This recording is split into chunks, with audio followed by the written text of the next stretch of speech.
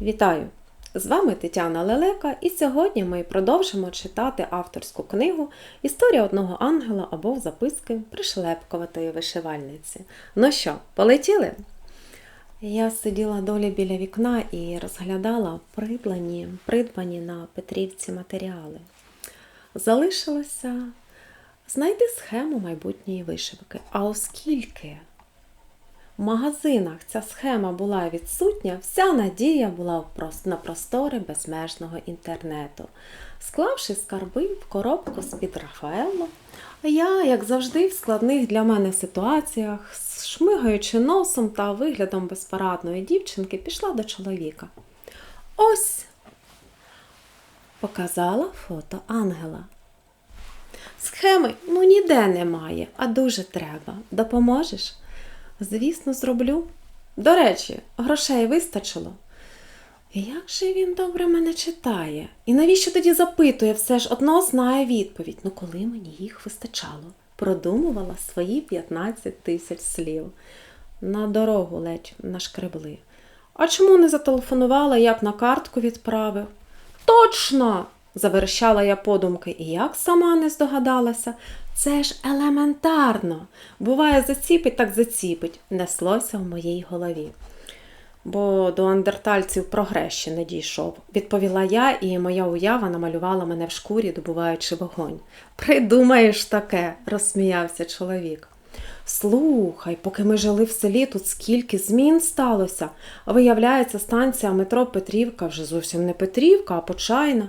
І нові маршрутки Вишгород-Петрівка пустили. Раніше ж лише до Героїв Дніпра ходили. Ти ба? А з ким їздила? Почула вже, виходячи з кімнати. Я. Слухай, щось я трохи стомилася. Та вже скоро чоловік поставив мені діагноз. Схоже, в тебе роздвоєння особистості. Ходиш, мурчиш, підмітив він за обідом. А третя чашка для кого? Дійсно. Вдома ми були лише вдвох, а на столі стояли 3 чашки з гарячим чаєм. Для кого? Для ангела. Жартівливо, трохи сконфужено відповіла я та зі словами «Пий, не соромся», поставила чашку на вільне місце за столом. «Мам, а де мої книжки з англійської?» Повернувшись зі школи, запитала Тіна. «Які це ще?» «Та за минулий рік, великі такі, ми в них одразу і працювали». За минулий рік, так я їх викинула. І нічого то захаращувати. Пішла я в наступ. Мам, вони були на кілька навчальних років. На кілька років? Не переймайся, сонечко, батько зробить ксерокопію.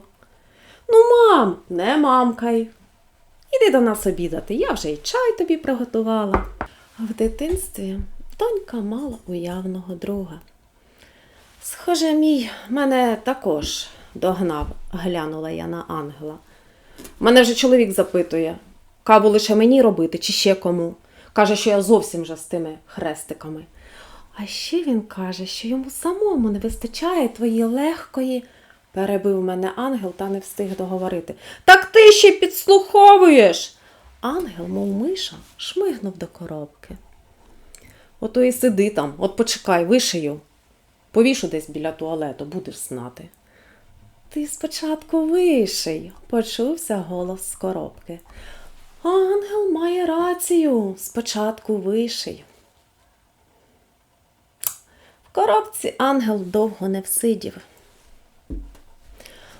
Отже ж, невгамовний, я саме збиралася готувати обід, як той показав свого носа з-під кришки. І що ти все відлинюєш? Вже і схема є, і нитки з тканиною. Сиди та вишивай. Страшно, чесно зізналася я. То вже не думав, що ти з цього десятка. Ти ж не змію вишивати будеш. І чому люди так бояться вносити зміни в своє життя? А ось цього місця подокладніше. Які це такі ще зміни? Та ти ж сама колись писала про те, що вишивка – це чарівний світ, що можна вишивати, планувати своє життя, те, чого б дуже хотілося. Забула. Якщо жінка самотня і бажає мати сім'ю, цитував ангел мої ж дописи, хай з відповідними думками вишиває закохану пару. Потрібне житло? Вишити будиночок мрію. Жінка хоче мати дитину з відчуттям безмежної любові, вишивати квіти або ангелів. Ангел на мить запнувся. Схема вишивки майже ідеальний. Ну, згадала? А ти, значить, ідеальний? Вперше руки у боки з надривом голосі запитала я. Чому ідеальний? Звичайний. Стенувши крилами, відповів крилатий. На сьогодні я закриваю історію про те, як ми з ангелом лише починали працювати в команді. Що хочу сказати? По-перше, 2025 рік – рік командної роботи. Ідеально, коли для досягнення тих чи інших цілей люди об'єднуються разом. Добре, коли, наприклад, в бізнесі об'єднуються кілька партнерів, або коли чоловік і дружина починають працювати разом. Ідеально, коли започатковують сімейний бізнес. По-друге, з цим роком ми на повну силу увійшли в тривалий період об'єднання роду і всього, що пов'язано з родом та традиціями. Ситуації будуть складатися таким чином, щоб примусити людей відновити розведені родові гілки. Це коли родичі не спілкуються або не шанують предків, забули, хто вони. Також це період відновлення родового циклу, бо біда, коли люди не мають дітей і немає кому передати надбання роду. Як це можна зробити? Змінитися, пройти трансформацію і народити, або всиновити дитину і таким чином продовжити рід. А дітей зараз багато, чужих дітей не буває. Люди стали вразливими, бо не відчувають сили роду. Програми роду не обійдуть нікого, тому краще почати це робити самостійно, ніж з-під палки. Подумайте, що ви можете почати робити для свого роду вже сьогодні. Можливо, з кимось відновити відносини, вивести на новий рівень спілкування. Поки не пізно дізнатися у своїх стареньких про рід, записати всі відомості, розписати дерево роду і повісити в гарній рамці.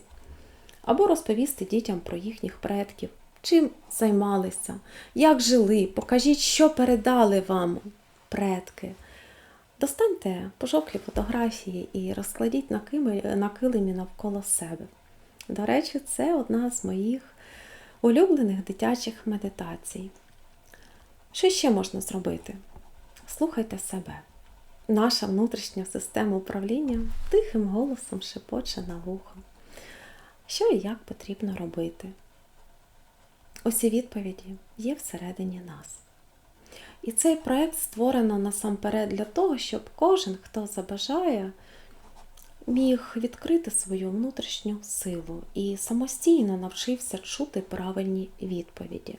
Що потрібно робити в самих різноманітних сферах: здоров'я, стосунки, фінанси, реалізація, загальний або духовний розвиток. І духовність – це не про релігію, а про внутрішнє самодослідження, пошук відповіді на питання «Хто я?». Цим ми і будемо займатися, читаючи історію одного ангела. І на це в нас піде, за моїми підрахунками, трохи менше року. Якщо зустрічатися двічі на тиждень. Хтось скаже, так довго, швидких трансформацій не буває.